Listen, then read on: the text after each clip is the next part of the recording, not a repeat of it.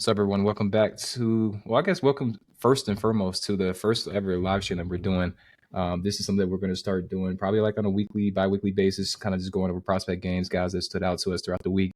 Slate's been crazy. Last week was fire. This past this game's coming up today, fire as well. So we've got a handful of guys we want to go in depth with. We got DP completely fried Baylor last night, so we'll get into some of that tape. We also got to talk through some Joshua Jefferson stuff. Ademara, Tounde, there's Acuff, Nate Ament. We're going to hit on a lot of different guys. And I definitely want you all to remain engaged. So if there's a particular player or a play that you want to talk about or ask questions on, please put it in the chat. But Ahmed, I think we could go ahead and go start with what you got clipped up, man. Yes, sir. Let's get to it.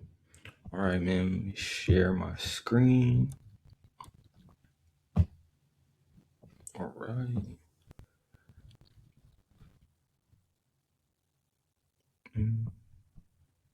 Hold on a second. Let me get this open. Then we should be good to go. All right. Can you see it? Yeah, let me go ahead and get that layout right. There we go. Yeah, it looks good. Sweet. All right, yeah, just going to go through some Darryn Peterson stuff to start. 2 big games this week, 2 conference games against Iowa State and Baylor. Iowa State coming into Kansas, number 2 in the country. Y'all can probably see they were undefeated here going into this game at least. And what I've been so interested by, David, is how they've been using Darryn. I'm actually going to rewind a little bit. Mostly off ball to start. Here they're running like a little floppy action. You see Darryn is going to come off this exit screen and immediately get downhill. Doesn't even really get to the 3-point line, but you have Josh Jefferson here.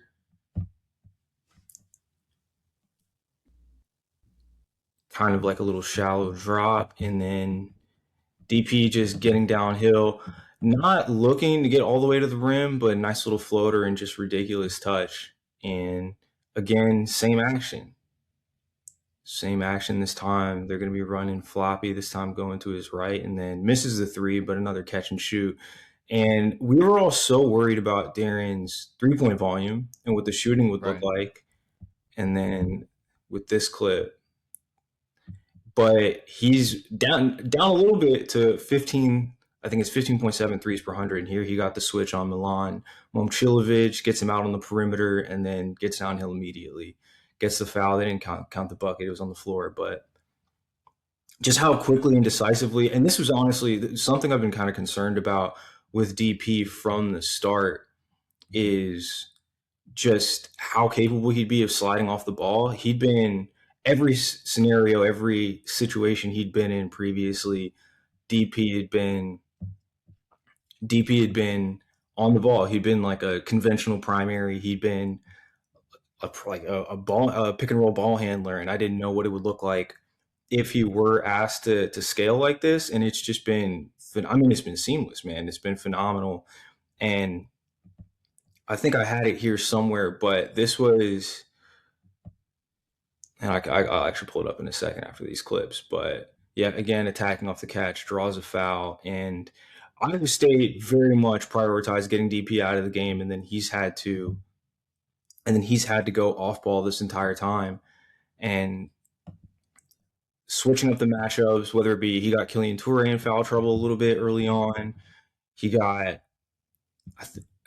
Milan Momcilovic honestly just does not have the foot speed to guard him, and then DP just really kind of playing with him out here and out here on the perimeter, and just sets up the back cut here, draws a foul.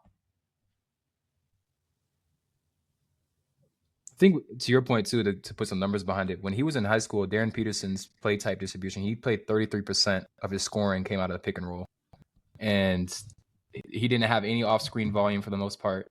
And of course, sometimes that's what happens in high school. But this year, 18% of his scoring possessions are coming out of off-screening actions, which is his second most frequent play type. And I think we've got an interesting question in the chat from GG Jackson.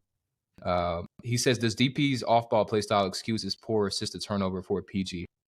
And I think the debate on whether he's a PG or not will kind of be follow him throughout his career and throughout this cycle for sure. I think that he has so many different ways to get to his particular spots, or also he's not really in the most conducive situation to be a playmaker first. Also, I'd say as well, like this is not a talented Kansas team, especially when he's off the floor. Like the minutes that you watch with them off the floor is pretty rough. So I've always kind of been a little bit back and forth about whether he's a true PG, but I think that the ability to morph on and off ball is incredibly valuable. Like we've kind of seen that a little bit with Devin Booker. I think you said this on the past pod, Ahmed. You said if you're a shooting guard, you're either a bad point guard or a small wing. Yeah. But they are exceptions to the rule, like Anthony Edwards, and I would say Darryn Peterson as well. Yeah, and this is the stat I was looking for. So dating back to high school, DP had 32 off-screen possessions. So basically where he was used as like in movement sets, coming off of screens, getting up threes, or in a few instances attacking downhill. So it was 32 out of 547 total possessions. And this year he already has 30 off-screen possessions in just 9 games. So just like a drastic shift in play type, distribution, and he's taken to it about as well as you could ask for, man. And like even in that pass clip, you can see he's developing a little bit of nuance, man. He's playing with defenders, finding angles to attack off the catch. And this one's a little different. So I slowed down this clip a little bit, and you can kind of see here, DP sets up that back cut again, and then has like a little window right here. And this is probably the one thing, again, nitpicky, but we're talking about, you know, the potential number 1 pick.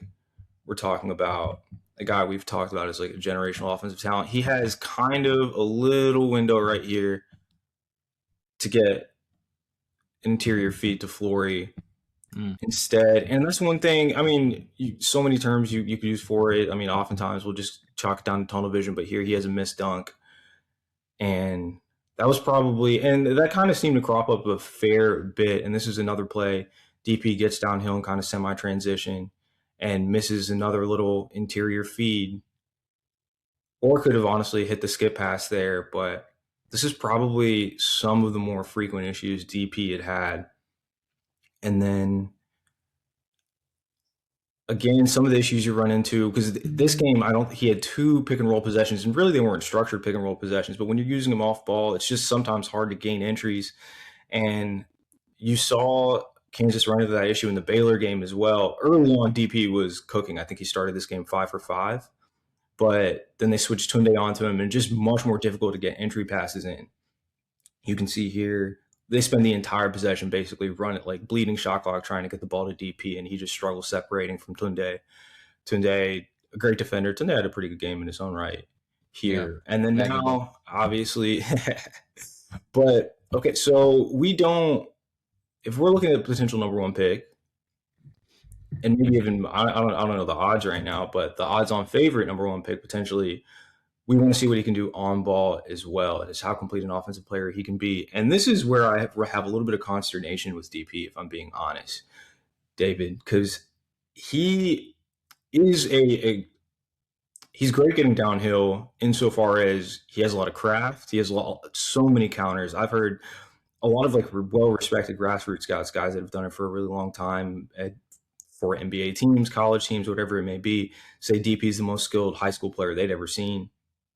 But a lot of it, if there is a flaw or an area of improvement for him, I think it's just going to be tightening up the handle. And something I noted going into the season, he just struggles with pick and roll blitzes or just more aggressive coverages whatsoever. He struggles seeing the floor. He struggles maintaining a live dribble. And then you see here in the UNC game, DP struggles playing at different speeds.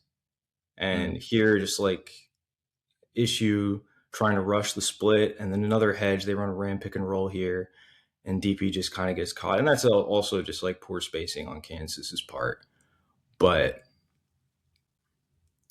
again, empty pick and roll. I've seen this clip a lot, and this is where we're finally starting to see. And I think this Baylor game is such an important data point, because I feel like this is where we can kind of officially say DP is back, because back to full health, because not only was he Did he have some bursts like you can see here, getting downhill Yeah. against a hedge, and then, but again, finishing with the floater, not getting all the way to the front of the rim. But he has, I'm going to pause right here. But not only does he get all the way downhill, but on the defensive end, they had him actually guarding not just the lowest usage player on the court. In the Iowa game, the Iowa State game, they had him guarding Nate Hess. In previous games, he was just guarding, or previous conference games, he was just guarding the lowest usage player on the opponent. But here he was guarding Cam Carr. He guarded Tounde for a large portion of the game and did an effective job. Had, I think, one steal, had a couple deflections, nothing extraordinary. Honestly, I'm still kind of waiting for the defensive impact Darryn had shown in high school to come around and translate to college. But I think now we can do away with the caveat, oh, he's hurt, oh, he's coming back from injury. I do think DP is more or less at full strength now. But yeah, I think you see that too with the aggression getting downhill. He had 3 or 4 drives off the top of my head where I thought he looked more burst than he had in the past. And shout out my guy Paul. He clipped up some of the defensive stuff that Darryn was able to do early in the game.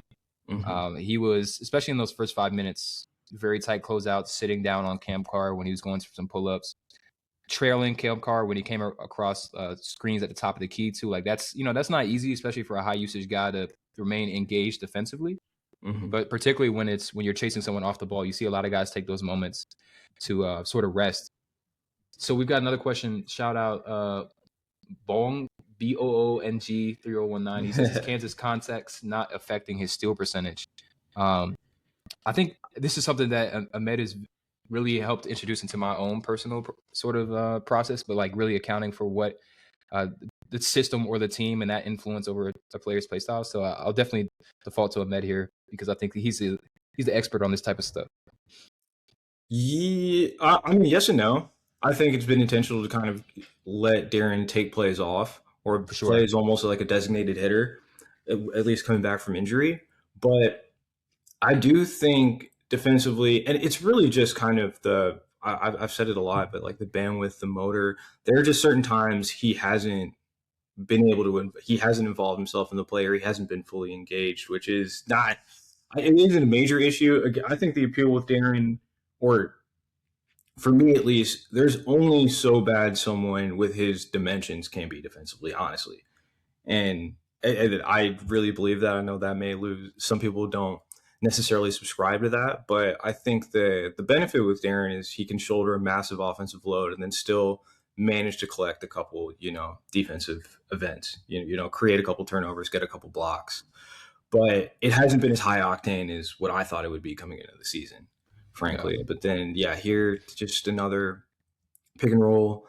This is one of the only ones I could find where he was kind of facing a standard drop, like a spread pick and roll, standard drop coverage. And again, my issue with DP really, and this is something I expect to improve over the course of the season, but he did have issues with it in high school as well. Just playing at one speed. And it's effective, and he has all the kind of counters once he gets inside the arc. But I do think that this could be turned into a better play than the runner. And a runner's, an important tool, but I feel like it's somewhat predetermined with Darryn in those kind of situations. And then here finds Flory on the lob, but again, it does feel like he needs the picture to be very clear at this point to make this read. And this is just like one, maybe. And Baylor had a ton of these, and I honestly probably going to go back to this game at some point just to go over the Baylor prospects, being Cam Carr and Tounde. But this, I know we're doing a DP section. This is just like horrible, man. This is a horrible mistag by Cam Carr as a low man here. And this is like I think Darryn's almost surprised he has as much space to throw that lob as he does. And for the viewers, what Ahmed's talking about is tagging the roller there. Especially when you have a pick set, appreciate that. But when you have a pick set on that side of the floor, it looked like Baylor wanted to tag from the opposite corner, but Cam Carr is so close to that particular action that it just kind of makes sense for him to step in. And whether he's going to dig on the big or try to dissuade DP from throwing that, but it's too much ground to ask the guy in the furthest corner to step over and tag that big on that roll. So when DP comes off this pick, it's going to be on the right side of the floor. And Cam Carr is just static. He's not tagging him. And Cam Carr has the ability and the vertical athleticism to make a play on the ball there. He may not have the physicality to withstand Flory's role, but he can, at least try to be disruptive there. So I think that's something that you noted too. Like when you were rewatching, like Baylor's defense is awful. And that shouldn't take away from what DP was able to do, but it's necessary though. Yeah. And this again, going down to really trying to dive into the nitty-gritty of Darryn's offensive process. And the floaters, there's only so much you can knock someone for having those counters on the interior, but something like this where I think the most frequent times, because of his usage, because of how often he's being used off ball, the only time he has like clean opportunities to get downhill is going to be in like semi-transition and things like this. And again, he's made the decision before half court. I'm scoring the basketball here, and not a horrible play, but again, would like someone that he outweighs by 30 pounds in Cam Carr, not 30 pounds, but probably like 20 pounds in Cam Carr, would like to see that turn into a more quality shot. Yeah, I think this kind of becomes the discussion about his shot diet or his scoring process in general. And what's really interesting about this is you mentioned this in high school. He didn't have the most refined, right? Mm-hmm. Then he gets to the NCAA, and it's a complete transformation in terms of 3-point volume, the way he's getting to his spots. But there's also it's just kind of been kind of nebulous to evaluate him because, to your point, we don't really know the extent of the hammy or how much burst is really gone. And the question that I remember you texted me, you're like, hey, so there's DPs now that his shot process is optimized in a lot of ways, right, in terms of the 3-point volume, but he still has these moments where he's operating in the mid-range. If he is this level shot maker, then it doesn't really matter. Like there's like a select, I'd say there's 10 guys in the NBA that I'm okay with taking 30% or more of their shots in mid-range, right? But there is a caveat with that, right? Like we had a commenter put this in the chat. DP is completely suppressing Kansas's turnovers right now, but that's because he's putting the ball up, he's putting it in the rim. If he's going to be consistently playing off ball, which I don't think we should see him toggle more, but like guys who play off ball a lot in the league also run into turnover issues because they're more easily denied their touches. They're not typically the most aggressive guys. I don't think we have to worry about the aggression, but I do think you have to turn more of those looks, to your point, that were floaters or that are pull-up jumpers against guys that you have a physical advantage over. You have to turn those into rim attempts because that's just a more resilient scoring process, and it'll keep your game more viable as you get deeper and deeper into the season, into the playoffs. So this was an all-time like shot making game in terms of the difficulty, the areas on the floor. He's leaning, fading middies. He's bumping. He hit Tounde with a nasty spinning step back bump fade. But I look at those and I'm like, okay, he got to the rim 3 times, but how many more of those could have been rim attempts? And what does that mean for his scoring efficiency going forward? Because, he's also an elite shooter overall. So you get free throw attempts, you get other ways to get yourself in the rhythm. Yeah, absolutely. No, and I think that's such like a key distinction to make is like that kind of trade-off in so far as generating those deep paint touches, trying to get to the free throw line while maintaining a good turnover economy. A lot of the reason Darryn has the turnover economy he has is because it's not necessarily the trade-off isn't free throws, or they aren't, instead of those passes being made, they're just middies, Right. And Trey Johnson, that was someone that I feel like was another perfect example of that kind of dynamic last year. And then here he's cross-matched with Michael Ratai, and then again going to a floater instead of managing to get to the front of the rim. And this right here, so this is a synergy pull, and this is actually from Darryn's AAU. And I want to see if I can minimize this thing so people can see it clearer, but maybe not. But anyway, so with DP, this is in half court. This is an AAU. And the reason I'm using AAU, obviously we only have a 9-game sample so far in college, and I do love using grassroots production because it is so unvarnished by any of the kind of like stylistic or coaching tendencies. And it really is, I feel like, the purest distillation of these prospects, especially, I mean, there's only so much Darryn could have changed, or like the core of his game could have changed, in the few months since his high school days. But you look at you look at his half court shot distribution. He had 125, 2-point attempts, and only 34 of those were at the rim. Almost half of them dribble jumpers, which 38% for high school for AAU, phenomenal. And he really could shoot his way out of this.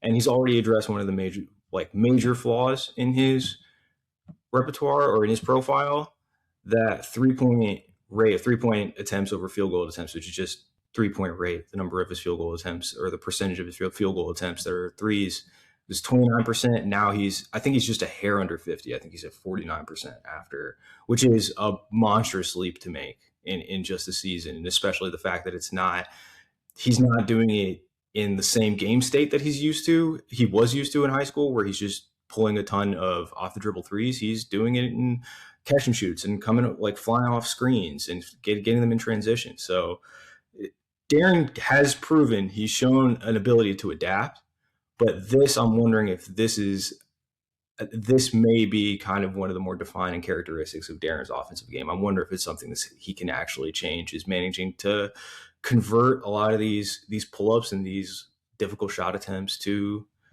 just something more favorable to an efficient game. So, and then we're going to go into a couple more possessions from the Baylor game. They're running this zoom action, zoom Chicago, which is just a down screen into a handoff a lot. And then Darryn, I think this is the one you actually mentioned, where he's matched up with Tounde. Tounde walls him off, and then he just gets into his bag. It's a step back midi. And then again, this was just kind of lucky. This is something I had clipped from a while ago, and another zoom action from high school in the exact same process. These guys, there's only so much you can change these tendencies. There's only so much you can kind of like change. I'm a big subscriber into prospect determinism. I think that ultimately there's only so much a player can change their play style and their tendencies over the course of their career. And they're a lot more finished products than we tend to believe. But in Darryn's case, we see it. But anyway, so prospects since 2008, offensive load, guys as heavily burdened as DP, it's really not many, man. And the draft age being under 20. So basically one and done. John Morant, in his case, just an extremely young sophomore, and DP so C, turnover percentage. This is Ben Taylor's stat. It's just a kind of more robust turnover statistic implementing or including passing volume along with scoring.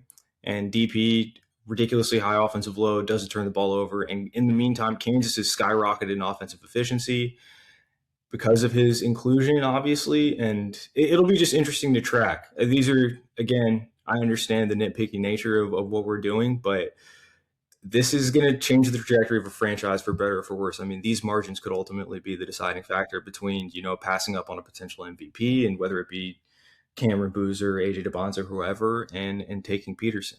So that's going to be kind of what I'm keyed in on early to start. It's cool to see what he has managed to change since high school, but a lot of kinks to iron out still.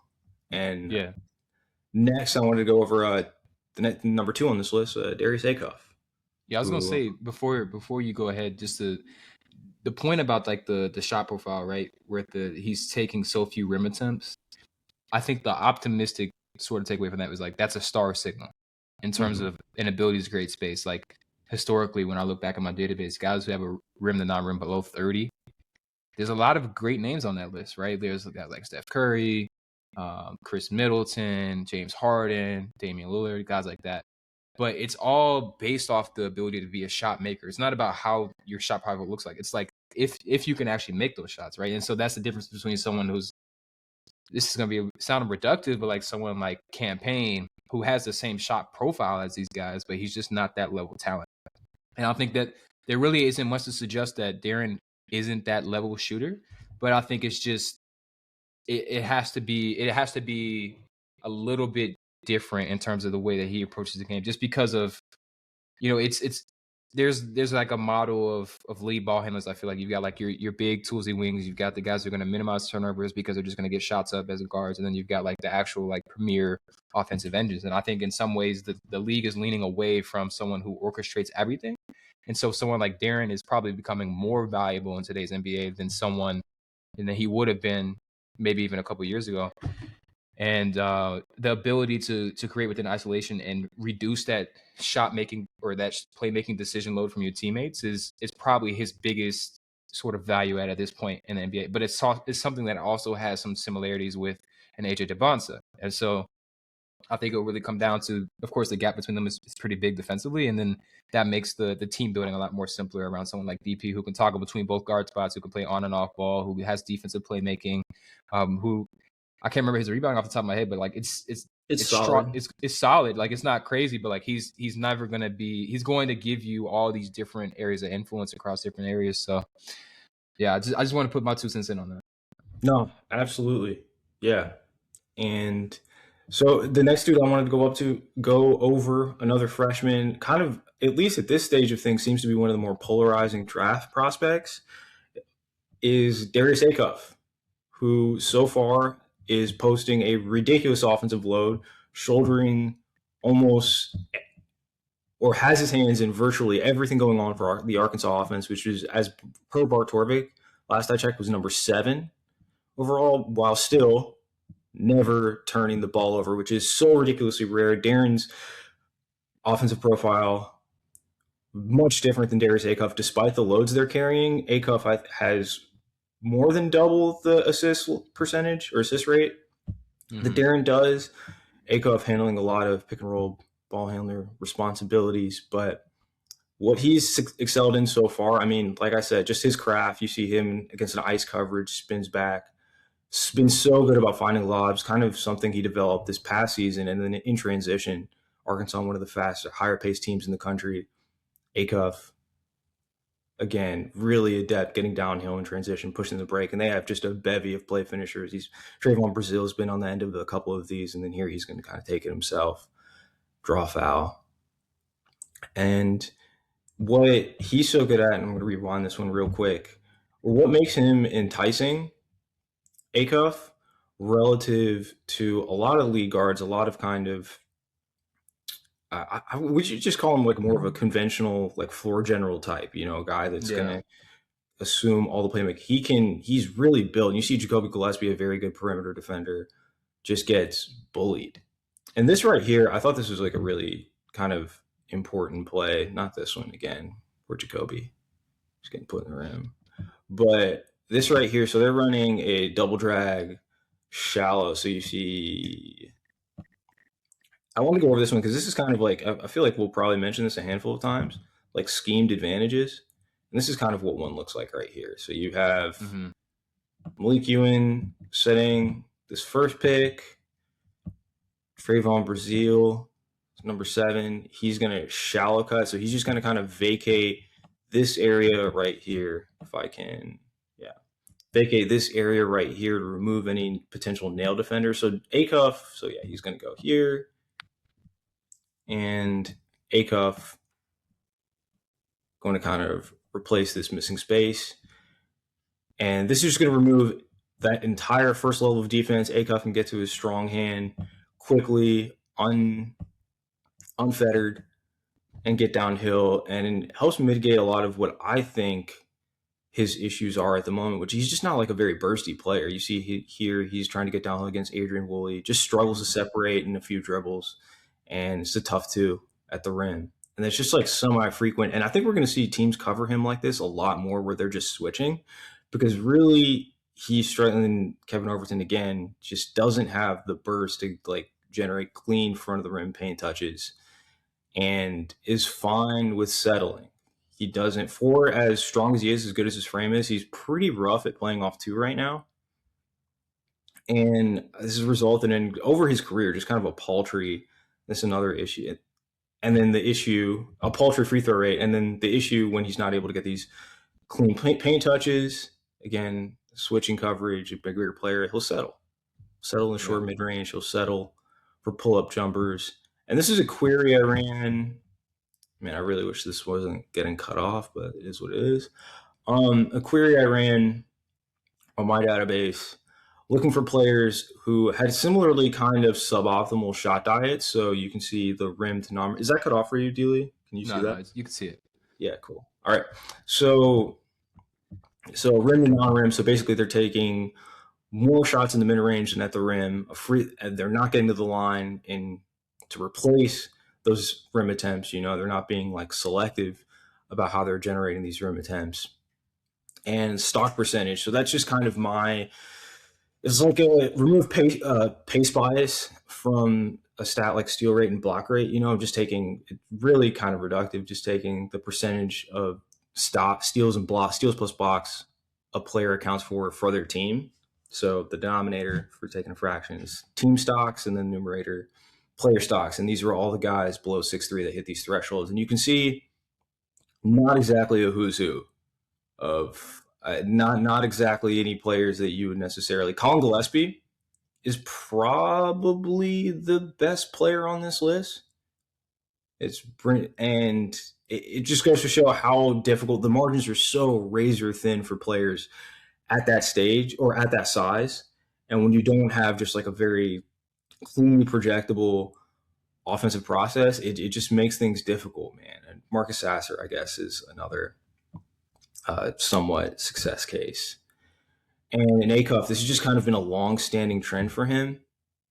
And going back to AAU, and I thought this was really funny. So my AAU database is, 2019 to 2025 and 2014. So it's kind of weird, but those were the years I was able to account for. And these were all pre-NCAA seasons, and these are guys that were one and dones that didn't get a lot of stocks, but scored a ton. And a trend is starting to develop, I feel. Yeah, for sure.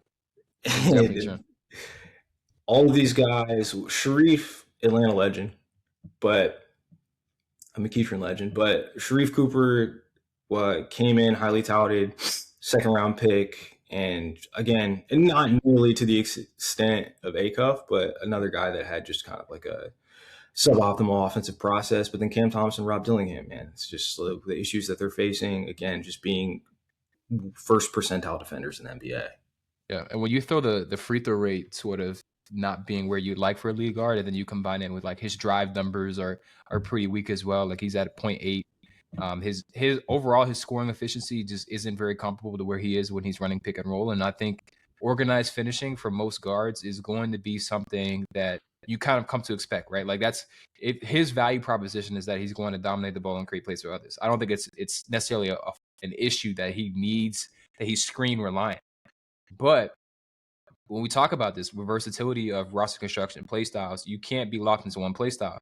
You just saw the greatest pick and roll player, sub 6'5", get traded to the Washington Wizards. And I think that's not an indictment on Trey. I think it's an indictment on the difficulty of building around that type of play style that keeps him viable, because someone like a Trey, someone like a Darius Acuff is not going to be as viable off the ball because of their size, because of the free throw rate drawing, because of the suboptimal offensive process, things like that.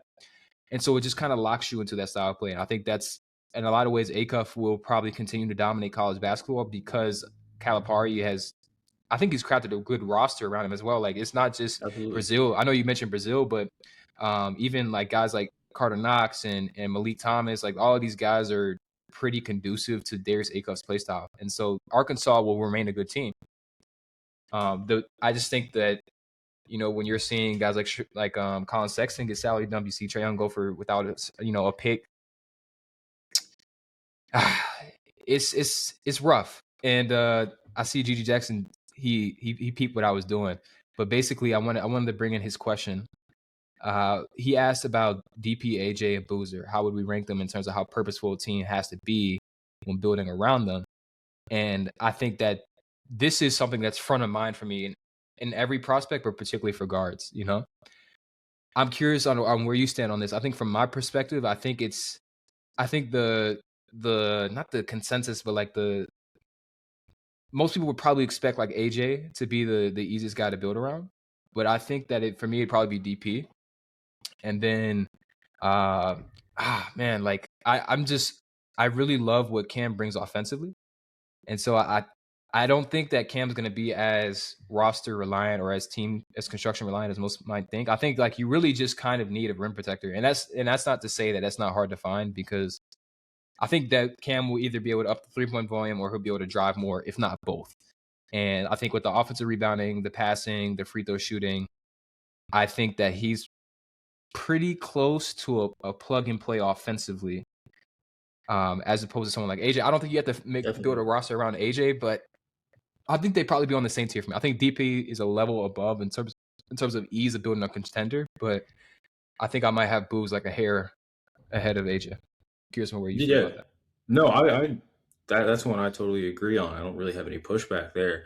DP at this stage, definitely the most malleable skill set. Like he said, I mean, he's like, I went on for a while about it. I mean, he basically totally transformed his current skill set to fit around. And this is like, they have a defensively oriented point guard right now who can't score, but who's a value add in Melvin Council in Kansas is being like a really high quality turnover reverse facilitator. DP had to slide off the ball and he did it seamlessly. And it's really interesting seeing like the potential, what are looking like are going to be the potential landing spots for these guys. Like you think about somewhere like Indiana, I could easily see Darryn sliding next to Halliburton, being more opportunistic as far as like his opportunities getting downhill. And as like a secondary playmaker, he's kind of like a platonic ideal of like a secondary playmaker, honestly. For sure. And defensively, that's a really difficult question, and we probably have to show for later. But how you would accommodate Boozer in that respect, I haven't honestly came to a conclusion on that yet. I don't know what it looked like. I'd like to think because of the rebounding edge he gives you, it won't be as, you don't have to go through as many pains to put a perfect like lineup construct around him. But just because of that, he's a notch below DP. Yeah, I don't think he's like Derek Queen level of roster construction line. Is what I mean. Like he's not like I think DQ will be attacked for the rest of his career. With Boozer, I mean, it's as much as I'm a fan of him, I can't ignore the statistical red flags. What the tape is showing me, I speak a lot about like the apathy defensively, and I want to give grace for the offensive load that he's carrying because he is 100. I don't want to say overextended because I think that he's absolutely risen to the task as their lead playmaker and scorer. But why not? I can't remember if it was you or someone said on the double bonus, they were like, let's why not try like a double big, triple big, where you have Boozer on the wing and you can have both Malik Brown and Pat Ngungba out there. I think it is going to be pretty tough to figure it out. I don't think every team will be capable of doing it. I think that's the other thing too. It's not that I think that it's some like secret to do so, but just more so you'd have to be a really competent organization to figure out the best way to do it with your current personnel. And I think another point that Fantasy pointed out is like AJ's shot profile is also not super conducive to like immediate NBA translation. So, those windows are a lot tighter in the NBA. Those contests are going to be a lot more, not impactful necessarily, but they're just going to be a lot more up in your face. And he's not going to have the physical advantages that he has. And even then, again, like against some of the collegiate competition we've seen, AJ has had some issues with physicality, being bumped off his drives, getting to some like the finishes look unorthodox because he can't maintain his line of drives. So not to go too far on that, but I think that's more than ever. It's more important to consider that with every prospect, right? Like it's not just the top three, but everyone you have to consider, okay, what does the roster look like if we select this guy? Is this a foundational piece? Is this a complementary piece? How can we best develop him? Things like that.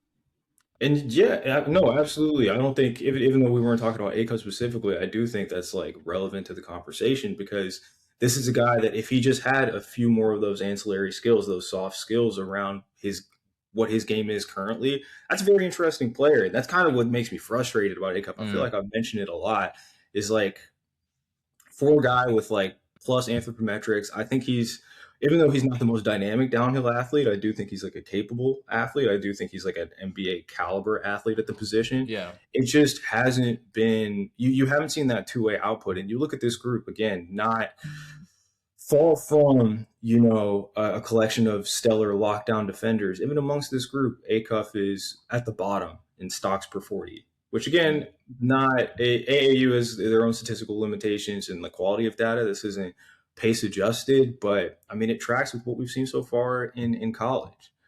But moving on with him, and again, this is kind of where the issue lies with Darius Acuff, is he is just the defensive limitations. You look at here, they're switching, he's guarding out, and he's just late a contest. Just you can't have so many lapses, and then the rebounding is really like this is this play.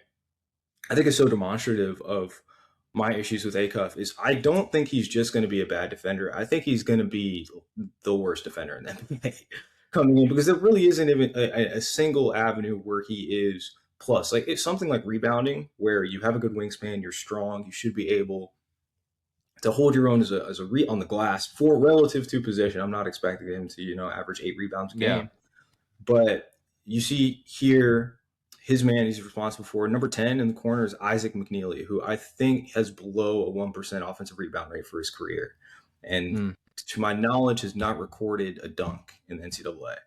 So far below the threshold for an NBA athlete. Yeah, and this is just a matter of effort, in my opinion. And when teams, because the other things too, like not to cut you off, but when coaches staff see that Acuff isn't going to be boxing out, they're going to tell their guards who are matched up with him to crash every time. Yeah. And this is what happens in the NBA as well. You can't stash like these poor defenders who don't have the physical ability on low usage guys if they're not going to compete. So I'm not surprised to see multiple clips of that. Yeah, and then this here, Christian Anderson, a guy in this class who's probably going to be duking it out for to be one of the first guards drafted if Anderson declares. And Anderson, I know for a fact, weighs 20 pounds less than Acuff. And this is an effort play. I really don't think that requires much more delving into than that. And okay, that was it on Acuff. I can't see lottery with him, and I feel like we both were kind of rough on him over that stretch. And there are redeeming qualities to his game for sure, but at this stage, you can't have someone that is just such a drastic negative on that end and expect them to be a positive contributor or spend a high draft pick on him. But then the third guy I wanted to go over was Motejus Krivas, 7'2" big for Arizona. That team right currently is undefeated, number 2 in the country, and here he's playing shallow drop, block against a hot Pettiford, one of the most mobile people at his position in the world. And just the amount of ground he's able to cover, what he's done for Arizona being they're near the bottom of the country in 3-point rate. And I'm going to pause and go to the beginning of this clip, but they're near the bottom of the country in 3-point rate right now. I think they're in the 350s, but still top 10 offense just of how dominant they've been on the rim in both ways. They've crashed offensive glass, have a ton of like quality interior scorers. And Krivas he's a pillar. He's a foundation of that identity for a team. This is one of the most uniquely built, dominant teams in the NCAA in recent memory. And then they're running 77 action here, a LeBaron fine line, and just great hands. To average 1 steal or have over 1 steal percentage at his size is pretty preposterous. And then playing kind of like I'm trying to remember the name. It's not a goalie coverage, but like a deep safety almost. And just the deterrence, just being that mobile at that size. He's not the most, he's actually like a negative vertical athlete, but I wanted to compare these two clips. He's a negative vertical athlete. Honestly, he's not a great dunker. He doesn't finish particularly well at the rim right now. He actually finishes very poorly at the rim for a guy his size, but laterally is just such a ridiculous mover. And I struggle he parlays it to effectiveness on the offensive glass. And I think defensively, even with somewhat underwhelming block numbers, like I would wager for a 7-footer, he's below 50th percentile in block rate. He's still just such an effective rim protector. Like 77, this shallow action that we discussed before with Darius Acuff, you see Krivas here playing like a shallow drop, and this is bigs should be put in a blender in this. I feel like these shallow actions playing as close to the level as he is with, like, this is designed to clear out a ton of area, give the guard here, LeBaron Philon, David's boy, as ample room to kind of wind up and get downhill and accelerate. And there's no reason or no way a 7-2 guy should be able to recover and make this play. But Krivas manages to cut off Phylon, deter that shot, and it's a much more difficult three-point attempt as a result. Yeah. And then to put on real quick the rim deterrence numbers, with Krivas on the floor, Arizona holds opponents to 47% at the rim, which is third best in the country. With him off the floor, that increases 9%, almost 10% to 56%. And the rates goes, they hold them. This is crazy, but there's like 360 or so college teams. With him on the floor, they hold their opponents to a 28 rim percentage frequency wise, 354th. That jumps 10% in the minutes that he's off the floor. So he has like a Rudy Gobert level footprint, quite honestly. I'm curious from your perspective. You mentioned the sort of like limitations vertically. What's more important in your opinion from a big? Is it the horizontal movement or the vertical, the ability to access vertical space on both ends? Because we see someone like a Şengün or Sabonis, guys who honestly are pretty good horizontal movers, but have had their limitations defensively in the NBA because they can't access those vertical avenues. I think horizontal for sure. And if I were to translate this to kind of like a statistical heuristic, if you were to just look at bigs who steal, any 7-footer above like a 1% steal rate, that's going to sift through, or that's going to eliminate just so many like pass big busts or bigs that couldn't really like hold their water in the NBA. There are just so few guys with that mobility, I mean, in the world. And the fact that Krivas can do that, we see the bigs that are finding success now in the league are by no means vertical spacers. You know, the Isaiah Hartensteins of the world. I'm trying to think of another example. Even someone like Luke Cornett, who's just managed to get incrementally more mobile and more athletic on the perimeter over the course of his career and is, you know, forged out a solid career as a result. Yeah, so I would take a lateral movement for sure. And then when you think about some of the dynamics of the college game where, you know, of course he can sit in the paint, which helps him not have to come out to the level of the perimeter. If he's better utilized as a horizontal mover, especially in pick and roll coverages, but he has this massive rim influence, both in deterrence and effectiveness. Like, what do you think is the optimal blend of deploying him in the coverage? Because, you know, a lot of these guys who are vertically deficient, sometimes, you know, they can't defend the lob from as a point guard gets down, but maybe they might be better at the level of the screen where they can deter that drive from happening in the first place, and then you can sort of rotate around them. I think from when I watch Krivas, I see him as to your point, like a Hartenstein type of guy where I'm comfortable sometimes switching him. I'd rather have him in a more shallow drop than a deeper one because I can trust him to hedge and recover and use his hands. And I think that will be the biggest thing is like, he's not a drop guy, but that's completely fine, even if he is such a massive rim influence guy, even if the game is going to change when he gets to the NBA, he's not going to be allowed to sit in the paint. No, absolutely. And I think if you were to play him in a deep drop, obviously, like, without having like overwhelming length, I think he's maybe a +3 wingspan. He's not someone that can really compensate. Obviously, vertically, he's limited, like we said, and he's not someone that can kind of disrupt those passing lanes with just purely off of length, or disrupt potential like floater shots like that purely off of length. He actually, in the UConn game that was in the previous clip, they switched to they were playing Eric Ryba at the 5 and trying to run all of their like motion offense through him. And Krivas is just playing center field. It's like, I don't have to guard this guy out on the perimeter. And then they were having a lot of trouble because they use that big as the fulcrum to generate rim attempts through that motion offense, but then couldn't do so. Moved to playing Jalen Stewart at the 5, like a 6'8" small ball 5. And they had a lot more success, like getting pick and rolls where he had to respect Stewart stepping out on the perimeter in pick and pops. And then he got a couple of runners nailed on him. So I think, yeah, a more shallow drop would definitely be the way to go for Krivas. And again, this is probably my favorite of the plays to get 77 shallow that they run. And Krivas recovers out to the perimeter on this next one, or maybe this was just the deterrence play. But oh yeah, this is just more of a deep drop and more of a rim deterrence play. Yeah, that's the type. That's the way he's got to be deployed, though, in my opinion. Yeah, and the offensive rebounding. There aren't many clips because there's only so many clips you could watch a guy just dominate people on the offensive glass. But that is the mass and timing on the offensive glass. I think he's a 16 offensive rebound rate. But again, just looking at teams with that level of rim dominance that Arizona has had so far, whoever the leading rebounder on that, chances are the leading rebounder on that team is NBA caliber. Just looking historically, at least through the data I have access to, you look at guys with total rebound rate over 19% and the team defensive 2-point rank is their top 20 2-point defense and a top 15 offensive rebound team.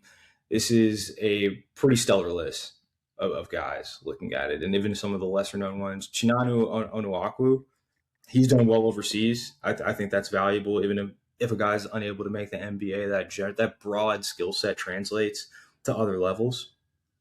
And then obviously you look at the rest of these names. I mean, Kawhi, Boogie, Klingon, and then Neemias Queta, who's been having a breakout season so far this year. Kawhi is such a wild prospect and player. Yeah, and I shouldn't have another one. I'm going to go to my last one here. One of my favorite players in the class, Mr. Paul McNeil.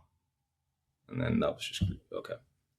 And a quick bar query for Paul that I used was just looking at guys who shot a ton of threes, 15 threes per 100, which is an absurd volume, made at least one dunk, just like a baseline athletic threshold, took care of the ball, extreme level of ball security.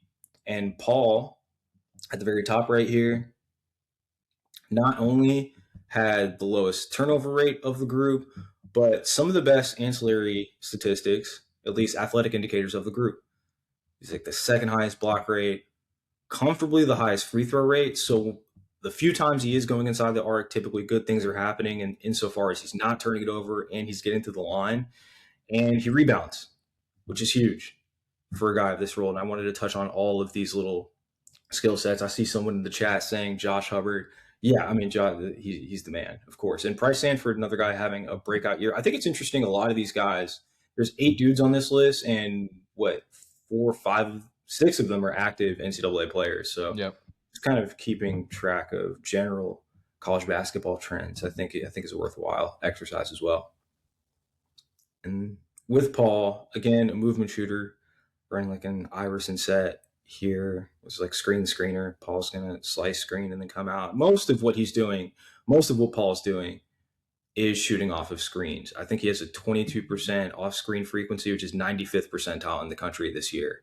And just a quick and high release, like I feel like very textbook mechanics. And this Ram Ghost, and then he fills in behind. Has such a good sense of space, finding pockets to score, finding pockets of space where he can shoot off movement. And it's like a Oklahoma is what they call it. It's like a veer action.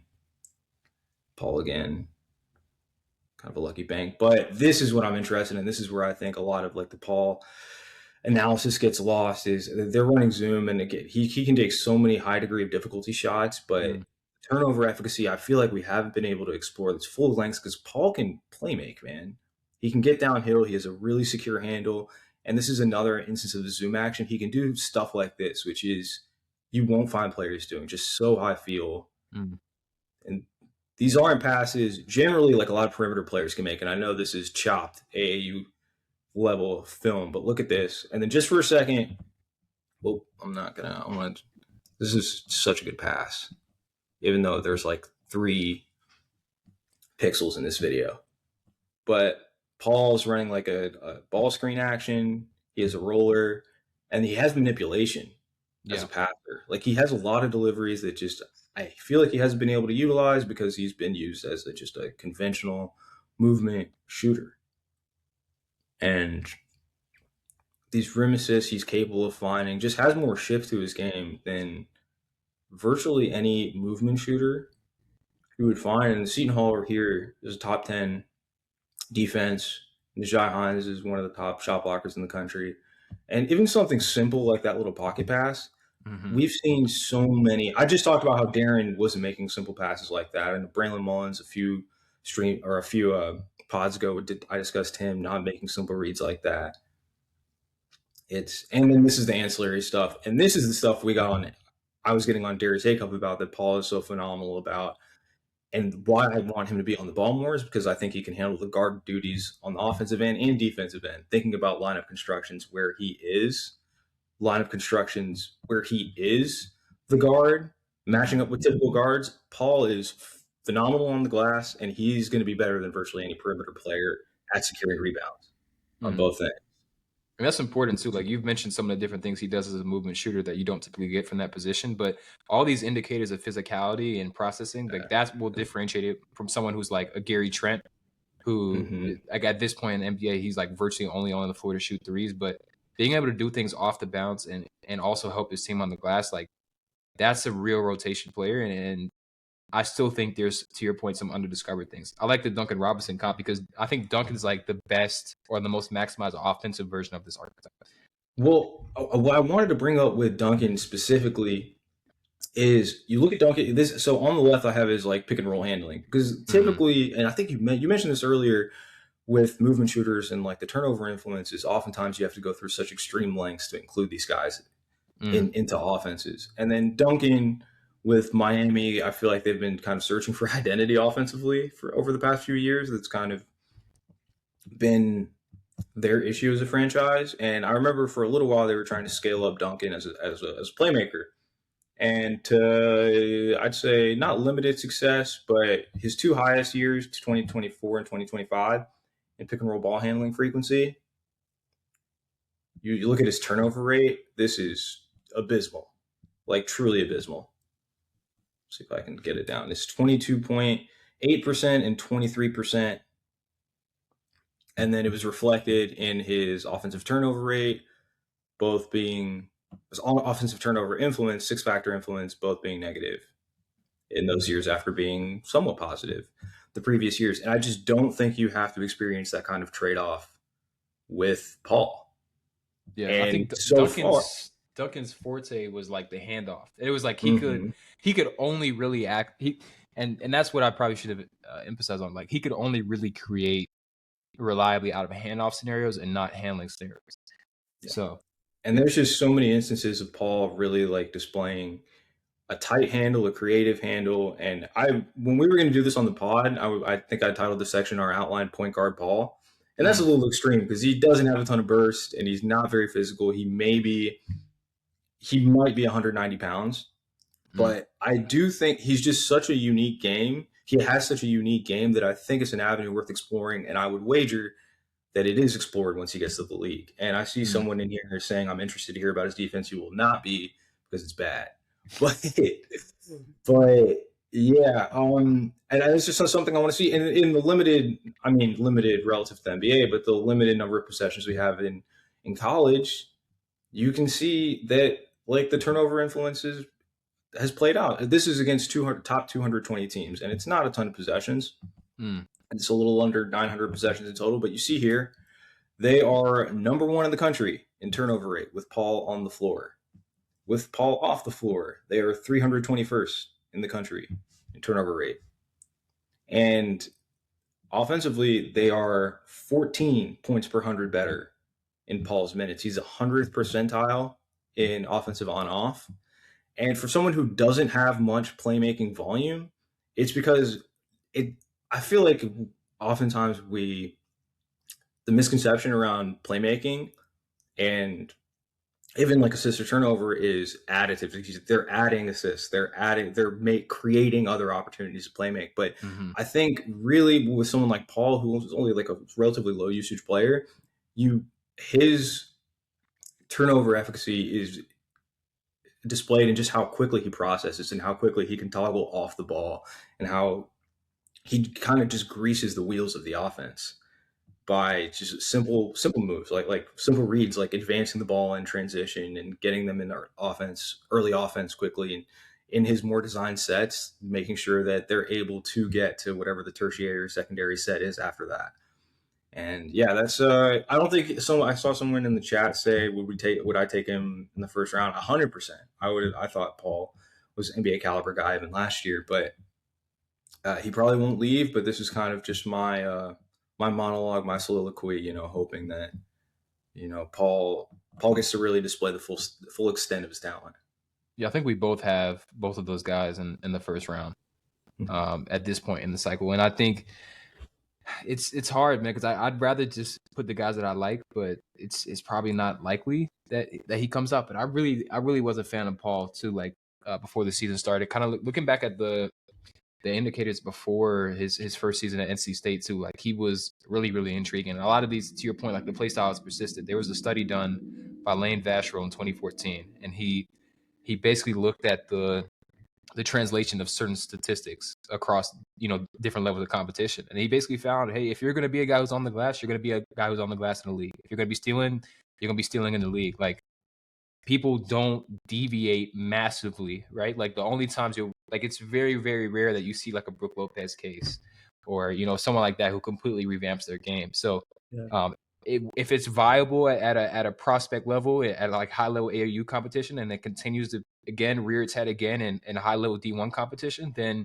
you're probably pretty safe to bet that, hey, he can have this same level of impact in the NBA. And my sort of fixation on turnover influence, there's both the defensive and the offensive side. And while he's not going to really boost the team's stock rate, even the ability to get on the glass is a lot.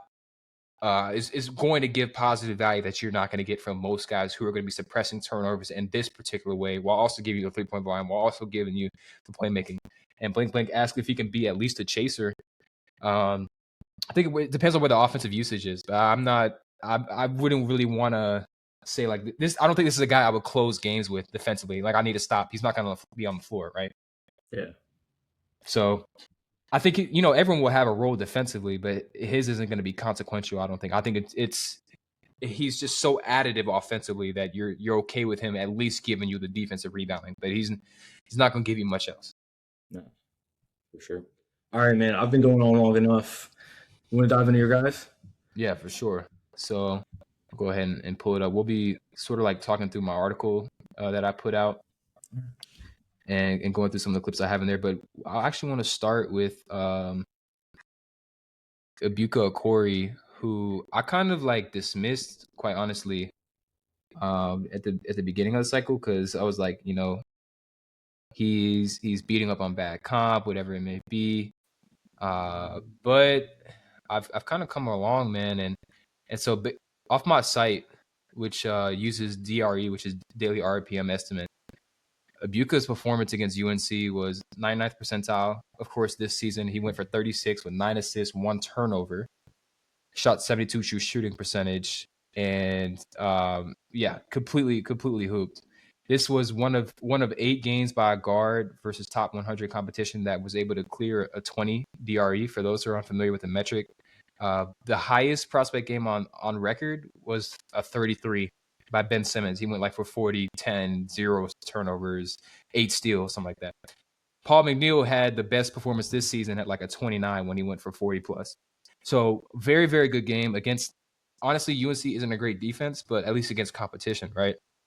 And I ended up texting some people after this game, and I was like, yo, I can't keep watching Abuka, man, because the more I watch him, the more I like him. And I don't think that's necessarily a bad thing, but it's just his play style is electric. It's really entertaining, but I think there's substance to it, right? Like, it's not just an aesthetic thing. So UNC did not hedge or blitz him for the first half, and then they ended up doing it later on, and I think he handled it in a way that we haven't seen guys like DP or even AJ handle pretty well. So they're going to run this horns action. Abuka's going to go off that right screen. He's going to get this switch against the big, and he's skipping. He's going to go between his legs, and then as soon as that big's foot steps forward, he's going to attack that top foot, and he's gone. And then he gets through the dig from Caleb Wilson as well. And so, like, that's the foresight to understand, okay, I've already blown past one defender, but I also have to make sure that I push this dribble further out so Caleb Wilson can't get to it. And then he's going to get to an inside hand scoop over the contest from the big. And he basically beats the big to the spot with that inside hand. And so I think the tape is like very evident at how skilled he is offensively. This is at the end of the quarter. They got 1-4 flat. It's just him, mano y mano. He's going to attack again. That once the defender opens up, he's going to take that lane. And once he gets past him, he's going to then slow down, decel, and then gets that dump off to the big for the dunk to end the quarter. And can I stop you real quick? Yeah. And that last play, I feel like that's so representative of what I was talking about, or my issues with Acuff. Mm-hmm. It's just not getting Acuff. I don't think would have gotten that extra step in the paint and would have been able to like collapse the defense to that degree. But a core to do this, to be able to decelerate and make the interior read, that's also good. Yeah, and this is not a gifted Stanford team offensively. Like his No. his two counterparts on the guard spot and the wing, like they were really making every shot like this particular game. So the Magnum ball was in full effect, but so much of this is reliant on Ibuka's ability to create not just for himself but for others. And here you see the hedge. Vesar again, pretty mobile, big for his size, and honestly was able to keep. Anytime a big hedges, like they want to basically like push them up this way, right? Actually, let me make sure I have this sharing correctly so you all can see my thing. Okay. So anytime a big hedges, they want to basically like push you to the baseline, right? Even this far up on the side of the floor. So Vesar's job is to get to the baseline and then recover. And Ibuka's going to draw him out again, remain attached, and then he's going to take him all the way to the other side of the court before he decides to attack. And then now he's already beat the hedge. So UNC's in trouble. They've got Caleb Wilson trying to split the difference between two. And number 52 is going to sit here in that dunker. And I think the eye manipulation from Ibuka and the understanding of space is wild. It's probably hard to tell, but he's staring at 52 here. And because he's staring at him, he's going to actually freeze Caleb Wilson just enough so that when he does decide to jump, and you see his body is facing towards 52. Caleb Wilson doesn't know if he's going to pass it or shoot it. And then he's just able to explode over him. Then he switches his eyes at the last second and finishes with that outstretched left-handed finger roll. And so his scoring process is super refined. Again, here's that hedge. Vesar wants to push him out as far as possible and then recover back. But because Ibuka's going to get to the other side of the floor, he keeps Vesar attached. And this is like you can see how much offensive responsibility he has on this particular clip because he's telling his teammate, hey, clear out. Like, why are we stacked here? You've got three guys here. If you clear out and you cut through here, you're going to take at least one defender, and then now I can leave 25 alone. Like, watch Ibuka here. He's going to wave off. He's going to say, he's going to point at number 11. Bro, come on, like, cut. You see the arm. He swings. Then number 11 cuts, and then look, now because they're still committed to the hedge, and he's that much of an offensive threat, you get a wide open three from his gravity, but also his manipulation of his teammates on the floor. Again, horns action. He's going to attack that ankle pick and roll. Here comes Vesar up to the level of the screen. Between the legs to cross and get between the hedge. That's the first read. Then again, he's got Caleb Wilson. He's going to look at his big who's rolling, which again is going to freeze Caleb just enough. And then he's going to explode and finish through the contact from Caleb Wilson and finish at the rim. And from all, like, in terms of all the coverages I've seen from guys this year, like, I think very few guys have seen more aggressive coverages than Ibuka. And honestly, I don't think anyone has looked more comfortable against these types of coverages either. So again, he has that same switch. He's going to attack that back foot from this big who can't keep up with him. And he's going to gather early to avoid the dig and then wrap it around. I think that's Trimble, number 7, and get it to his relocating shooter for an open three. And I mean, it's real mature, man. Again, here's drop. So against the drop, he's going to pull it back out. They're going to flatten out. You're going to see Stanford's coach say, hey, let's flatten out. Let's take away these ability for Kansas or for UNC to drive at his handle on these two sides of the floor. And he's just going to isolate. And he actually hasn't shot the ball very well this year, but this is a 90% free throw shooter in the AAU sample that I was looking at. So he's definitely a real shooter. Again, here's drop, more of a short drop. He's going to put number 7 in jail. And then he's going to, again, push this dribble through 2 defenders from UNC who are digging at his handle, come out unscathed, gather with very little time to get to the rim, and able to get to a foul. And the fact that he's even able to get the ball on the rim there, I mean, it's ridiculous. Here we have zoom action. We've seen Paul McNeil do this. We've seen guys like this. And that's what I like about Ibuka too. Like, they use him as a screener off the ball. They use him in these more dribble handoff actions, all different types of things. So he's going to come get this handoff from his big, I think this is Chicago, and he's going to come into yet another screen. And as soon as Vesar drops and the big who is trailing him because they switch goes under, I mean, that's just an automatic read. And he's immediately pulling up. So yeah, man, like the offense is unreal with him. And I think he's not really losing you value as like a passer either. So like I have this here, but he's at a 29 usage rate. He's at a 23% highest assist rate, just 7 turnover percentage, and then a 2.6 ATO. And the only freshmen who are giving you a 29 usage and less than a 10 turnover percentage is like him, Cam Thomas, and like one other guy who didn't end up making the league. But the difference between Cam Thomas is Cam Thomas had like a 7 assist percentage. He like Cam just wasn't passing. Like Corey is passing, and I think his if we talk about like potential assist effective field goal percentage, these guys probably aren't really converting on the type of assist that he can generate for them either. So I would argue that there's probably a bit of suppression there, but he's definitely is a scorer first. And I think that the more you look at the different games, especially in ACC play, like he's just been so impressive. Like here, early pick and roll and semi transition, and he's dribbling with his offhand here, the left hand. He sees the hedge. His big's going to slip out. Number 7 for Virginia Tech isn't tagging, and he just rifles it, leads his big wide open for a dunk. It's his passing is much better than you would even expect from like a 23%. Here again, we talk about that eye manipulation. He's staring at his big who slips this screen, but he really wants to get the ball here. And so he's holding this defender who's supposed to be tagging. Honestly, Abdullah should be a little bit further up to get this tag instead. But because of Corey uses that hang dribble, he's still going to bounce it past number 2, and his number 2 for Stanford ends up getting a wide open corner 3. So I think he's got like a real ability to manipulate space and manipulate guys with his eyes. And then here we see that same thing, that this is going to be more of like technically a ram screen because you've got a back screen for a big, but they're trying to really hunt a mismatch for either Abuka or his big here. So they're going to set this screen to try and force a mismatch. So either you get the big to switch on the Corey or you get the small to switch on the big. Louisville is going to be able to navigate this. They're going to pass off assignments. They get a little muddled up, and then here comes a Corey leaking out from this pin-in screen, and he's going to catch it.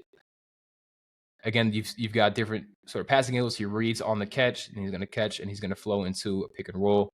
And he's going to reject this, really, attack that outside defender, take them all the way down to the paint, have the spatial awareness to understand what this defender is, and then get it back out to his big for a pick and pop 3. I mean, I really can't say enough about what he's doing offensively, but I kind of come back to the same things that I have with someone like an Acuff, but like he's not on the glass, he's not on either end, and he's not blocking shots, which isn't like the biggest prerogative for guards, but it is like, hey, are you going to be physical? And the good thing is Abuka's free throw rate, he's at a 53, which is actually really good, but it is dropping in conference play.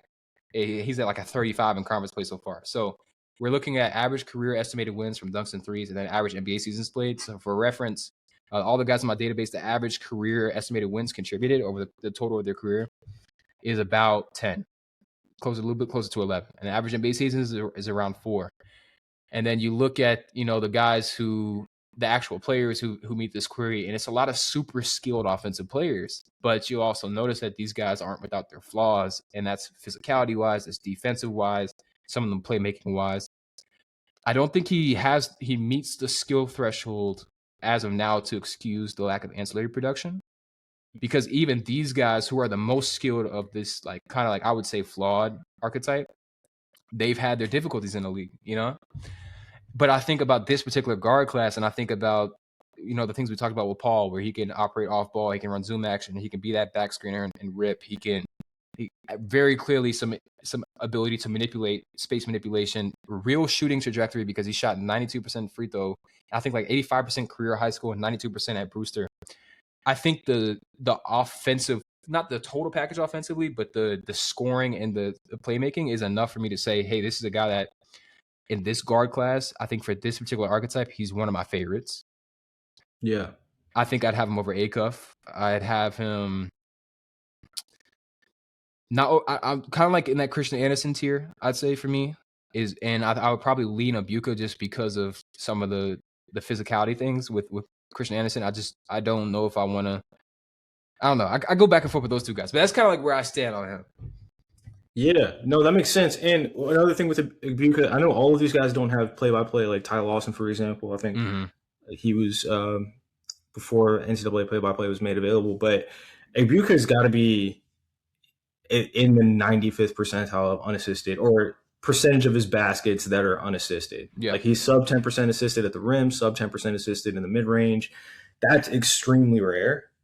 even for a smaller guard, and it just goes to show. I mean, you can see in how dynamic his handle is, and how he's able to get virtually anywhere he wants. It's kind of a cliche, but he really can just get to any spot on the court. Now, I'm curious, what offensively are you? You said you don't think he meets the skill threshold. What specifically in his offensive repertoire do you think is just a little like below par for what you're looking for? I just think like the self. I don't want to tax him too much for the self creation, but I mean we're at like I think 55% at the rim, something like that. Yeah. The free throw rate dropping against comp, things of that nature. But what's ridiculous, and Arnold had pointed that out. I think like his usage spikes in conference play, and his assist percentage spikes, and his turnover percentage goes down. That just shouldn't happen. Like that is in the ability to sustain his high usage and still have this positive impact on the team. That is not good. They're not good. I think that's as that sample continues to grow, but ideally, as easy as he makes it look at times to get to the rim, like 55%,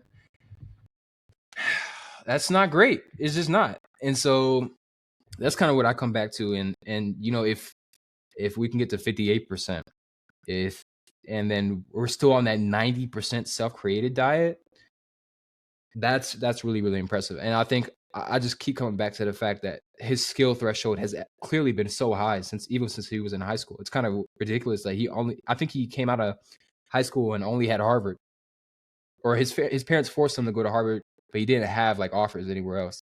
And to play on that Brewster team with guys who had eyes on them, I mean, not saying he's like the same level like Tyler Tanner, like this was predetermined, predestined, but very clearly a skilled player. And so I think the question then is like, just how skilled do you have to be I'm not really there in terms of saying like he's going to be like an on-ball guy like in the league, but to like as a secondary handler, someone who's this turnover reverse and someone who's this slick with their handle and this level shooter, that's really interesting to me. So he's been someone that's been kind of like challenging what I value from guards, honestly. Not because what I'm willing to excuse, because I mean he's giving you nothing defensively. Or not defensively, he's giving you nothing on the glass and nothing really in terms of stock volume. But then of course you have to consider he's at a 30 usage rate. And a lot of dudes, man, like they're giving you even less on that same amount of volume.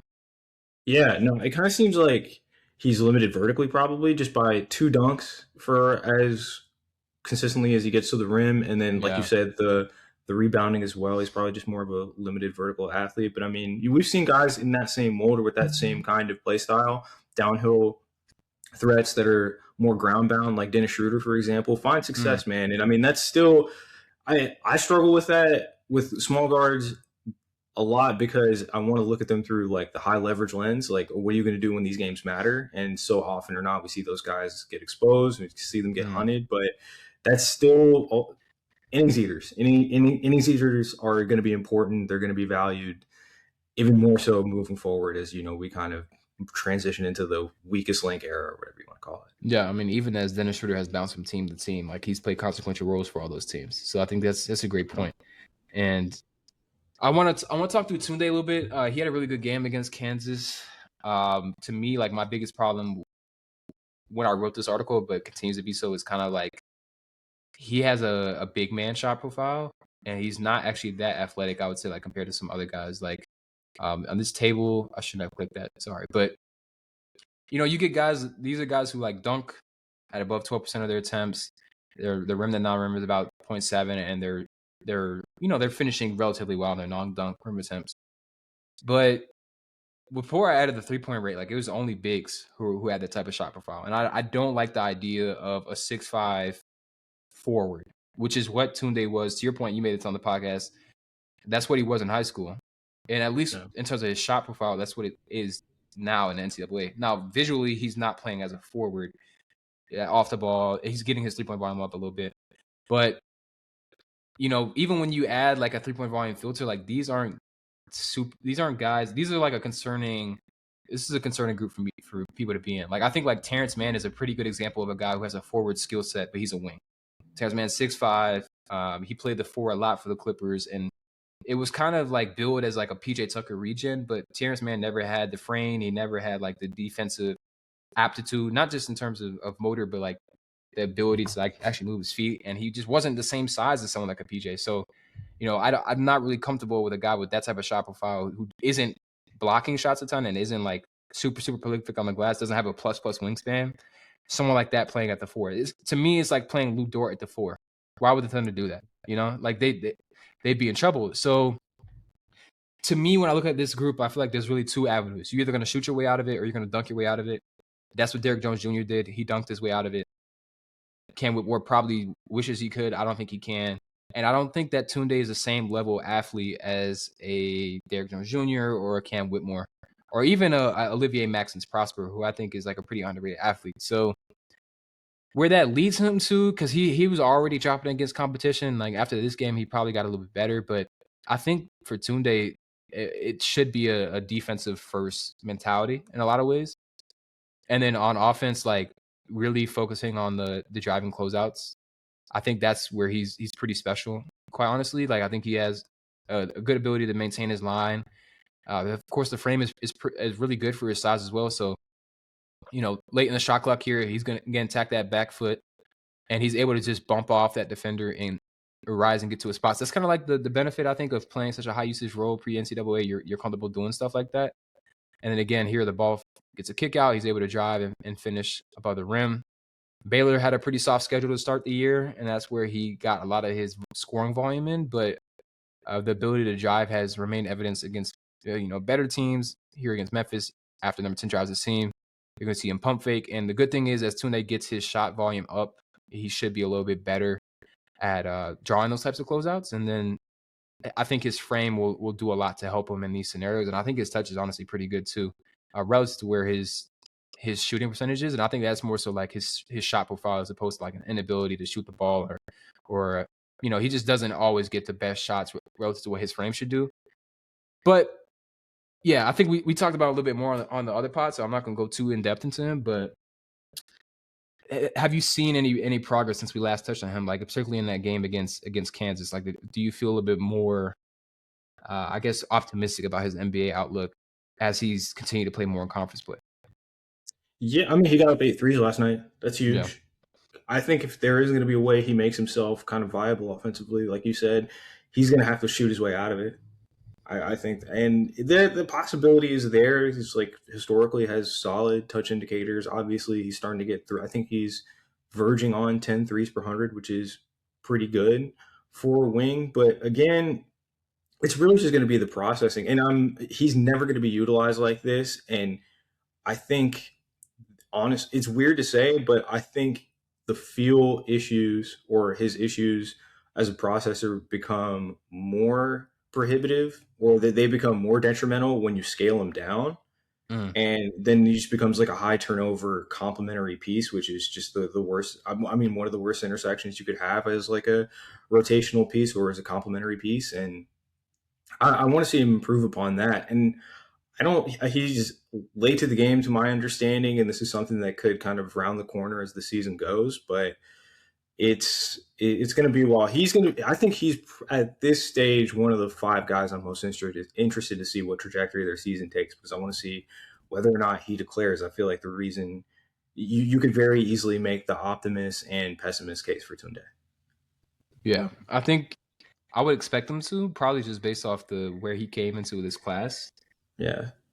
I want to talk about Josh Jefferson a little bit, because some of the things that I was concerned about with him have kind of remained an issue. When they played Kansas, he just wasn't really able to do much at the rim. Actually, let me answer Gigi Jackson's question, because his Tounde's drive turnover percentage is significantly different than those other players in your query. Are you talking about like the Derrick Jones Juniors and guys like that? I would assume so. Yeah. Off the top of my head, I actually did not check those guys. I probably should. I would imagine probably. I can look at them as I talk through it, but someone like Terrence, man, like I think the big thing that a lot of these guys are missing in terms of being like valid or viable drivers is the shot volume. And so that's ideally which you would be able to avoid with someone like Tounde, because he should be able to get threes up a lot more. But like in that last season for Terrence Mann, he was at a 15 drive turnover percentage. I want to say Tounde he's at a much more beneficial. And then someone like Derrick Jones Jr. I know Cam Whitmore was not good in that area. Off the top of my head, let's see. Tunde's turnover drive rate isn't really that bad. It's 15%. Yeah. And a 15% frequency, which isn't terrible. He's 73% of the time he's driving left. It's funny. And honestly, these drive numbers are much better than I kind of expected going into a 44% free throw rate on these. Mm-hmm. So he's a capable driver. And that's so more often than not, and VJ had the same issue last year with Baylor because they weren't getting quality play from the guard spot. They're having to create oftentimes later in the shot clock on secondary actions against a set defense. And both guys have VJ being the other. VJ and Tounde both have handling issues. VJ, a league's better playmaker and processor, so just could avoid those trouble spots and not rack up turnovers like Tounde has to this stage. But I don't know. It's so rare nowadays, and the cognitive threshold has just like gotten higher. Like players are coming in like more capable of attacking off the catch or making decisions with the ball. It's every player on good NBA teams are expected to be able to have some level of decision-making ability, and Tounde not being able to really compensate for his lack thereof with anything other than shooting is concerning. Yeah, because I mean, we saw that too with Lou Dort. I think I mentioned this, but Denver and Chris Dunn, Denver just started gapping them in the playoffs, and they were going to sag off as much as possible, not because of the shot necessarily, but because of the inability to make those live dribble reads, especially driving a closeout. And so, as effective as Tounde has been driving for himself, it has to also develop into driving and creating for others too. And I think the note on Baylor's offensive context is important because I don't think it's the best. I think their big play is pretty bad. Like the fact that Najee comes in and like he's still bad, but like they just need bodies. You know what I mean? So it's rough. It's rough. I want to touch on Josh Jefferson before we wrap up because I was a little bit worried about this, and then conference play started and it's kind of continued, but he's having some issues at the rim. It was in that Kansas game in particular. It was a little rough for him. I think I'm looking at the exact what he shot, but yeah, it wasn't good. He ended up shooting 4 for 14 from the floor, and he ended up shooting 2 for 9 on twos. And a lot of that was at the rim. I thought Badunga had a really strong game against him. And now on the season, Josh Jefferson is sitting at a below 60 rim field goal percentage, which I think is becoming concerning because I think we pretty much know he's not going to be able to out-dunk this. He's now 80% on dunks. His dunk rate is a lot more comparable to, and I talked about it here, I think it was a lot more comparable to guys who don't really have that type of vertical athleticism. Did I put it in? I think I did. Oh, yeah. It's like, guys like Greg Monroe, Dwight Powell, Drew Timme, Janai Broome, Quentin Post, like Filipowski, Wolf. Like, these are guys who aren't dunking like that, and they're pretty tall. And, like, what kind of sets them apart is, hopefully they can actually, like, shoot their way out of it or touch their way out of it. And 58%. He's at 60% at the rim overall, but 58% on layups. And I just don't think that's good enough considering the athletic indicators. I still am a huge fan of him because he was as a playmaker with his hands. He has magnets for hands, just takes the ball away from people. What is as the sample size has grown for conference play, have you waxed or waned on Josh Jefferson, particularly with that Kansas game in mind? Man, it's interesting. I was having a conversation about him or about someone else, and Josh came up earlier today, and I've just always viewed him as a player that at NBA level is going to be a negative offensively. Mm-hmm. I mean, barring some unforeseen developments, he really, for him, comparative to all of that, like ground bound for like playmaking forward type, he's a much better shooter than most of the guys that come in, which gives me a little bit more, a little bit more pause as far as just like totally dismissing his offensive upside. But I still, his 3-point rate really hasn't ever gotten there, even though he's gotten a little more ambitious. It still hasn't really gotten to the point. He's 94% assisted on threes. He's not like, shooting these off the bounce or anything. But with Josh, it's, I wonder if we're looking at the like defensive specialist, which I'm not saying he's more well-rounded than most specialists, but defense is going to be what his calling in the NBA. Would you be willing to like totally do away with the idea, like a player that is almost a zero offensively, like a JoJo Tugler, for example, but is probably more like pronounced defensive skill set? How do you compare those like guys like that? Or how would you opt for a guy who is ultimately going to be better at the thing that Josh is probably going to be making, his NBA living off of? Yeah. And not to make a direct one-to-one comparison, but I feel like I had a difficult time putting that or communicating that, but like that it makes pure sense. defensive specialist type.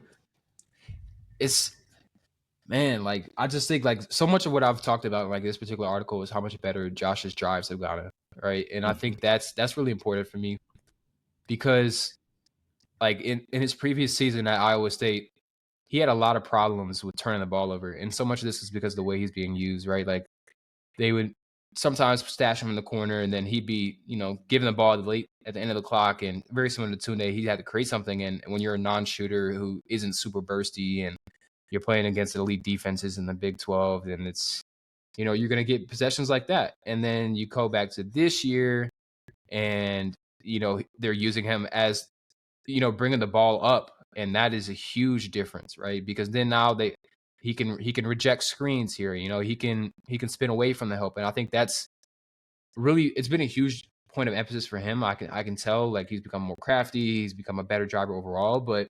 And it's also just a totally different body type that's going to be guarding you in those kind of areas. Yeah. Or those areas of the court versus like the first clip you showed me against Houston was like Juwan Roberts when he's getting the ball at the elbow or something. And like as big as Josh Jefferson is, he's not going to be able to bump, Emmanuel Sharp or other NBA level power forwards if he's going to be catching at the pivot post and trying to face up and drive. That's not going to be viable. But if you have a team that's okay with him bringing the ball up, or even just initiating from the top of the key and delay actions, where he has to have someone picking him up the length of the court, then I think that he becomes a viable offensive player.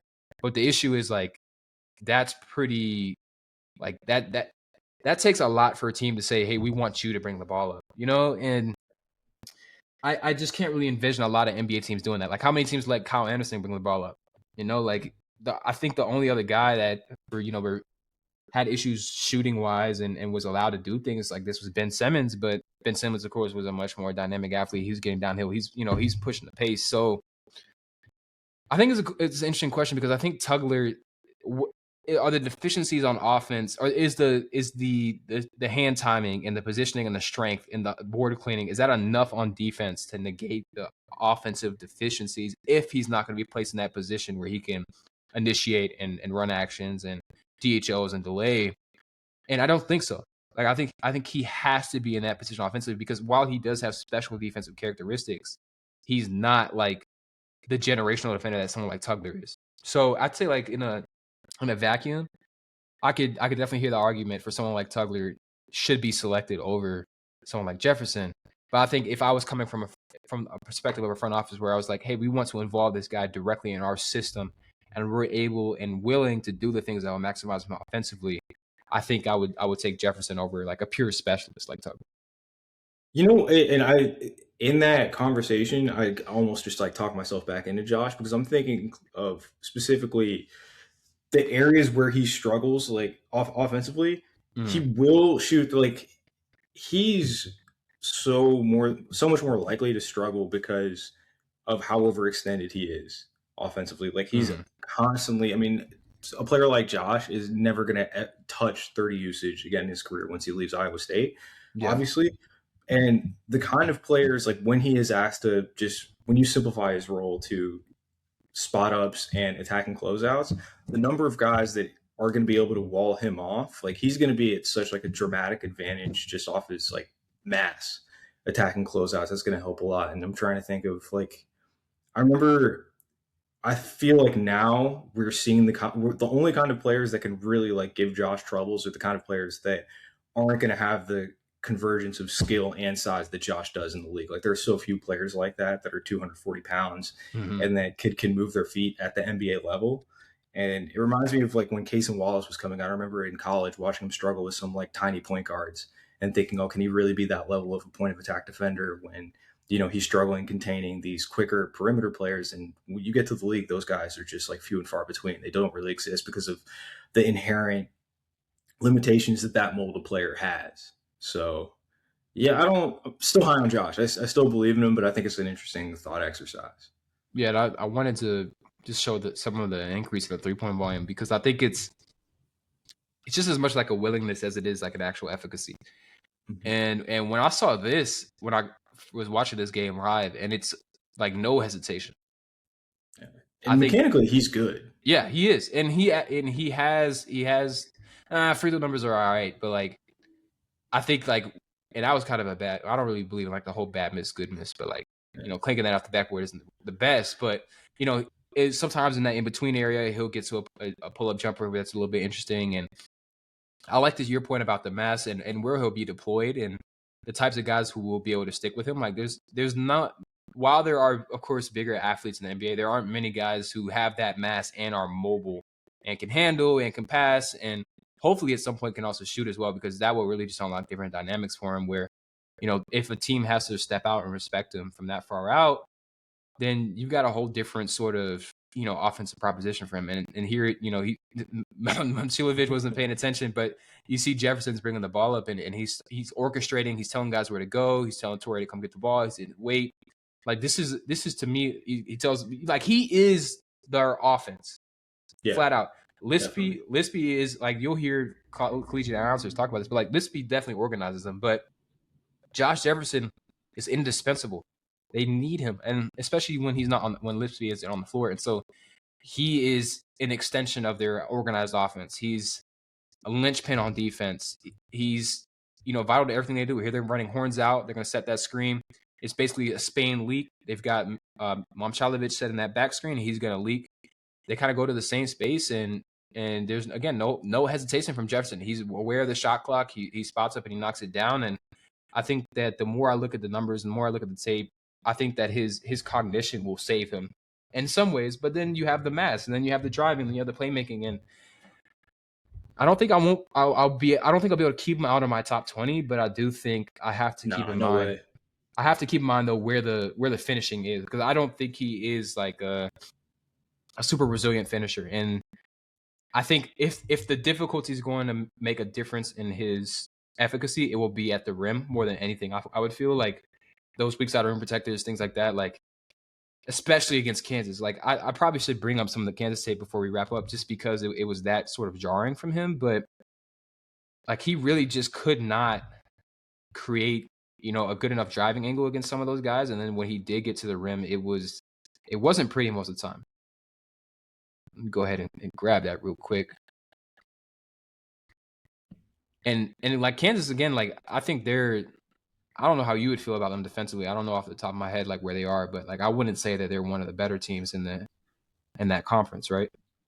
I think they're near the top now with DP. I think it's obviously Houston and Iowa State 1-2, and Arizona. Arizona's right up there, but I'd probably take Kansas right after that group of three. Okay. So yeah, here's that 77 action that you were talking about, also known as double drag. You have two bigs. They're going to start with Josh Jefferson in the corner. He's matched up against Bryson Tiller. And again, you see the willingness for teams they're going to dig off that strong corner if it is Jefferson, right? So that's why I kind of, as valuable as Lispy is, sometimes you just need to run the offense through Jefferson. I think here comes that dig. They shut off that drive.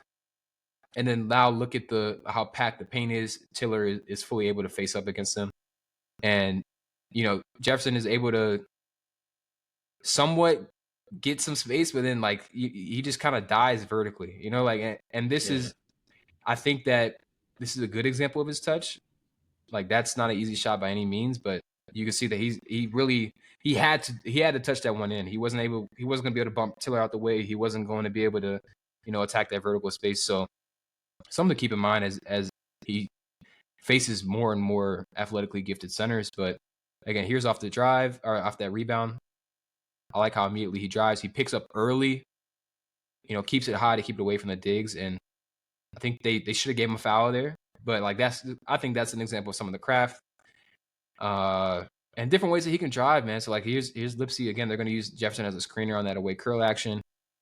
Lipsy's going to be orchestrating. Here comes that curl for Jefferson, sort of like a zoom chase action, and then he's going to flow to a screen again. And they're trying to get to multiple actions, and then he's going to be in the post against Flory. And Flory takes that bump, doesn't really move. Take another bump, and so even though Jefferson's able to create that space, he's not able to. Flory's that's one of the best. Yeah, no, this was a total sidetrack, but that is one of the best contests I've seen Flory make. I noted that watching this game. So he's gotten so much more disciplined compared to last year, and we'll probably have to go over him at some point. Oh yeah, I mean with the way he's playing, I think DP's return has helped a lot. And Melvin, just the synergies between Melvin Cancelo and Flory and DP and overall has been really beautiful to watch. But I mean, taking that bump, jumping, and still not fouling is really impressive, because Jefferson going to the hook is also kind of the reason why this doesn't turn into a foul. Because he doesn't feel like he can, go up vertically. So he's kind of like going up the hook and then also trying to fend off with his arm. You see what I'm saying? And I don't think that's not great. Whether you're trying to draw a foul or trying to make the shot, like you're trying to fend off the defender. Yeah, it's not great. I think it hints at the length. It hints at the lack of explosion again. I think I want to give Flory credit, of course, because he was awesome in this game. He ends up blocking that shot from Lispy, and then I think they missed that tap. Then at this point, Kansas had kind of blown the game open. I was kind of in awe, man. I thought Iowa State would be a lot more competitive in this particular game. That offense, and I mean, speaking of their offense, I think this really kind of put to rest any Kylian Touré 2026 draft discussions. He was unplayable offensively. Yeah.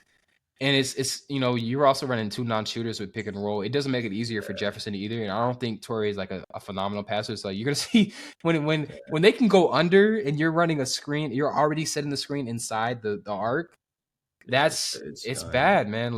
You're not gonna get any advantage from this pick and roll. And to his credit, he at least gets it to the corner where he has his teammate drive, and then Touré tries to go to it behind the back, and I'm not mad at it, but it catches Jefferson off guard. He's like, just shovel it. Maybe I can attack him in his chest. And then again, you see the verticality from Flory where he's eating up all that space, and Jefferson can't bump him off because here comes Peterson for the dig.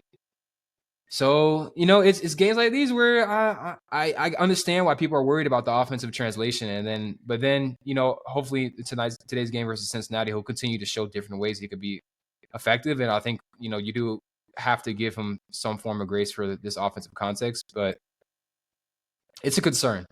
He really couldn't get anything against Flory. Here he's buried under the rim, and you understand too, from how aggressively Melvin Council was helping. This is not a team that they're worried about the spacers. So it turns into a block, and then I think ends up being Iowa State ball and they end up inbounding. Yeah. No, and I mean they find just kind of, or Iowa State, I feel like in conference play when teams are. Yeah, and this was actually a great drive defense by Flory. But they're kind of touching on that nerve center, man, when you only have one movement shooter who isn't particularly, fleet of foot, and you're able to just kind of erase Milan Momcilovic from the game plan, then it devolves into this. You don't have a lot of off dribble shooting equity. Josh is your only real downhill creator. Tamin Lipsy is one of the worst vertical athletes and just not a quality rim pressure guard. So he's acutely positioned to suffer throughout conference play. And I think we're going to I don't see him getting himself out of this. And it reminds me a lot, honestly, of the situation Bennett Sturts is in Iowa currently, where you're having all these team wise, negative intersections piling on top of each other, and so much is going to fall on your shoulders offensively that I don't know how you're going to, like, barring magnet ball, barring, having a couple hot shooting games, which Sturts did have earlier in the week, and Josh will probably have at some point during the season. But barring those, man, I think they're kind of due for, a rough go of things throughout the back half of the season. I think that's a great shout, and I like that. He followed his coach at Iowa, and they're trying to replicate their style of play. But those things, I think it's showing when you go up a level, right? Like there's an extent to how much you can overextend a guy, and he's at 98 minutes percentage, and he's orchestrating everything, and he's surrounded by play finishers, and Folke isn't playing, and it's rough. And it's the same thing for Jefferson. Like, even I love this drive for him. Like, this is like very fluid pump fake, attacks the top field again, and then he's gonna gather here. And it's like this very long strides, and in a lot of ways, this is about as good as you can get from a guy his size. And he even tries to chicken wing Flory here with that off arm to catch him and pull himself around. But Flory's is able to really impact that and ends up missing that layup at the end of the first quarter. So, and that was a pretty hard closeout. I mean, that's kind of like a case in point of what you want to see. If his shot is falling in the NBA, that's what he would see, and that's honestly probably what it would look like, man. It was just he's not like a guy that creates quick advantages, and just going to suffer the consequences. Yeah, man. I think that'll do it for this first stream, man. I really appreciate all of y'all joining. I think I might have gotten banned off TikTok live streaming, but I'll try to figure that out next time. But yeah, really appreciate it. We'll continue to do this. And I mean, today is even a good slate. I think Iowa State is playing right now. They're playing Cincinnati. Ahmed and I will definitely be, keeping tabs on today's games throughout the week. Alabama, Oklahoma, you got Iowa, Indiana, Florida, and Vanderbilt, which I'll probably cut on right after we get. I was gonna say I'm hopping on. Yeah, I'm watching that right after this. Oh, for sure. But really appreciate y'all tuning in. In terms of plugging the stuff that we do, I'm working on some slight updates that I'll probably try to get out within the next week or 2 weeks or so. Then I'll have like different YouTube stuff, Substack stuff. And this particular episode, this live, will be uploaded on our YouTube platform as well and on Spotify. So for those of you who weren't able to attend, were able to watch the full thing, you can go ahead and check it out on there. But yeah, man. Good, Ahmed? Yeah, man. Hopefully going to have a little piece up on Swish Theory somewhat soon. And otherwise, been doing work for the Capitanes. We've been on a nice little win streak. So if y'all are looking for some G League action, definitely tune into the Capitanes. Otherwise, yeah, hopefully we'll have a pod up in next week or two and continue to do these live streams as much as we can. This is a lot of fun, man. Sounds good. Appreciate you all for engaging in the chat, and we'll see you in the next one.